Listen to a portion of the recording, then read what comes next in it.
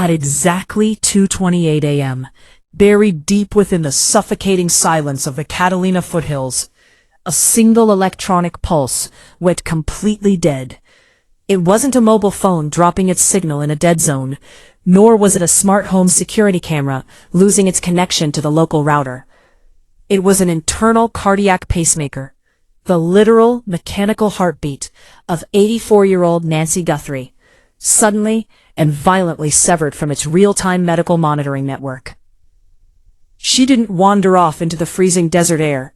She didn't experience a tragic, unassisted medical episode in the dark. In a highly calculated, meticulously timed 41-minute digital execution, an invisible predator had systematically dismantled her entire home security grid, piece by piece, before erasing her from existence. The digital world, however, didn't care about the objective forensic timeline. The internet wanted a villain it could recognize, a face it could obsess over, and a story it could monetize. Then Brian Entin spoke. The internet blamed Annie and Tommaso. Within mere hours of the abduction being confirmed, a vicious, multi-platform media trial was actively weaponized against Nancy's own grieving daughter and son-in-law. Millions of self-proclaimed internet detectives decided they had completely solved the mystery based on a single, mundane piece of driveway footage, completely blinding themselves to the terrifying, clinical reality hiding right outside the frame. But they missed the master key. Hidden deep within the heavily encrypted files of the Pima County Sheriff's Department lies a piece of suppressed forensic data we are calling the 2:36 a.m. neighbor log. This single unredacted timestamp completely shatters every viral theory currently circulating on social media. And I am going to reveal its shocking contents at the very end of this video. Do not look away, because the trajectory of this investigation is about to change forever. To truly comprehend the sheer, calculated malice of what occurred in Tucson, Arizona, you have to force yourself to look far past the sanitized surface-level news reports. This was not a random crime of opportunity executed by an erratic intruder. It was a flawlessly engineered conspiracy that required weeks of silent preparation. While the mainstream media was hyper-focusing its lenses on Nancy's daughter, Savannah Guthrie, and her high-profile national television career, absolutely no one noticed the quiet, predatory surveillance taking place at Nancy's independent residence just 10 minutes away. If you analyze the archived family footage from the evening of January 31st through a clinical, objective lens, the anomalies become glaring. When Nancy arrived at Annie and Tommaso's home for a routine family game night, the internet pointed directly to what they claimed were forced smiles and rigid defensive body language during the dinner. Viral clips instructed viewers to watch Tommaso's hands as he guided his mother-in-law to the car, claiming his movements betrayed the distinct, nervous micro-expressions of a man keeping a dark secret. But this entire framing was a brilliant psychological trap. The online public was being fed a highly specific, addictive narrative, conditioned to obsess over a normal family dinner while completely missing the real wolf at the door. Someone else had been actively documenting Nancy's Sunday schedule, her virtual church attendance, and the exact architectural blind spots of her front porch. The warmth of a normal family gathering was being utilized as the ultimate cloaking device by an outside entity who knew exactly when that house would be left completely unprotected. The illusion of domestic safety dissolved with terrifying precision at exactly 1:47 a.m. The mountain air in the foothills was freezing, filled with the sharp scent of damp desert earth and mountain brush.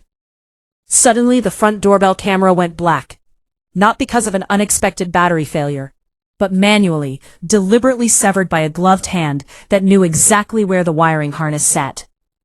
Inside the dark, cold house, Nancy's purse and phone remained untouched on the kitchen counter, the eerie blue light of an incoming text message illuminating an empty room at 3 o'clock in the morning. Then came the first massive investigative breach that sent the true crime community into an absolute frenzy. Law enforcement abruptly seized and impounded Annie's blue Honda CR-V. To the hyper-reactive online mobs, this wasn't a standard forensic procedure. It was a loud, unwritten confession from the Pima County Sheriff's Department. The internet exploded with intricate theories, claiming the vehicle had been used to transport the elderly woman into the deep, unmapped desert washes of Arizona. But here is the brilliant, terrifying twist that almost no one saw coming.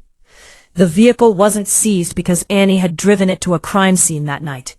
It was impounded because forensic investigators discovered a chilling counter possibility.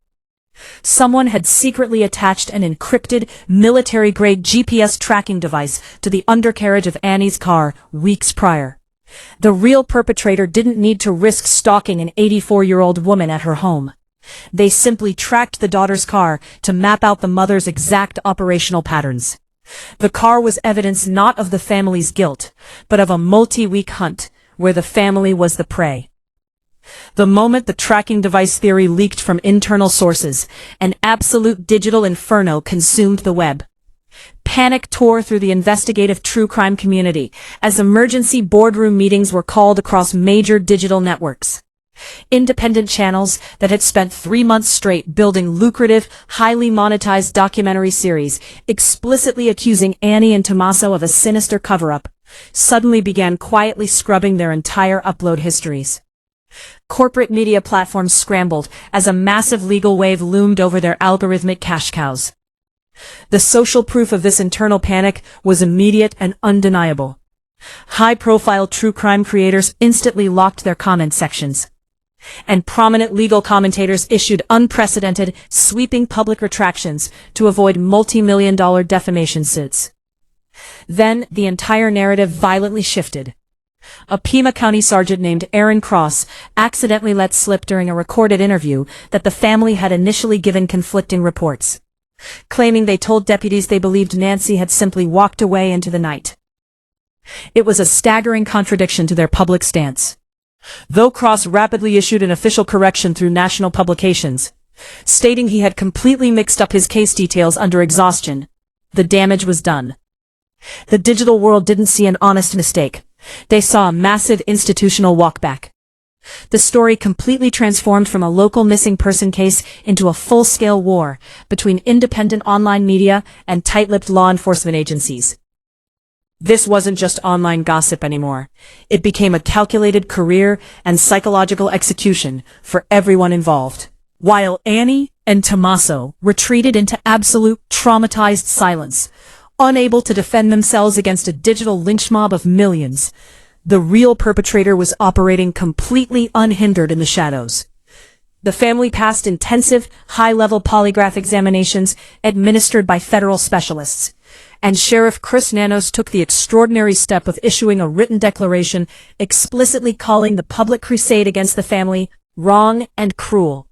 Yet the algorithmic monster refused to stop feeding. As I am recording this very sentence, certain legal factions are moving aggressively behind the scenes, filing emergency digital injunctions to suppress the specific forensic breakdowns of this case from being distributed on public feeds. There is an active, coordinated effort to keep this exact timeline buried, because exposing how deeply the public was manipulated exposes the terrifying vulnerability of our entire digital ecosystem. You are watching a breakdown of information that certain platforms desperately do not want staying live on the internet, making every second of this timeline highly volatile and strictly forbidden.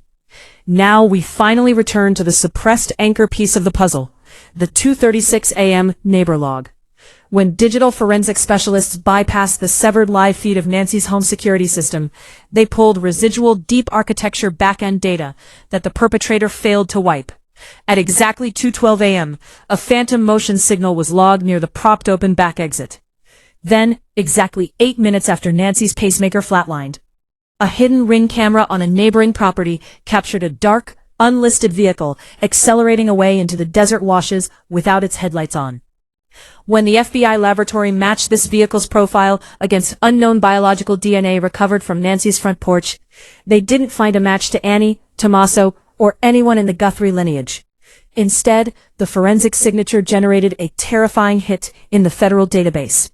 The DNA and the vehicle tracking profile perfectly match an open, unsolved, high-profile stalker abduction from 2022, involving a completely different prominent media family in an entirely different state.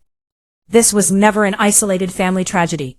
This is the work of a highly sophisticated, mobile serial predator who uses public figures' family dynamics to execute flawlessly timed abductions.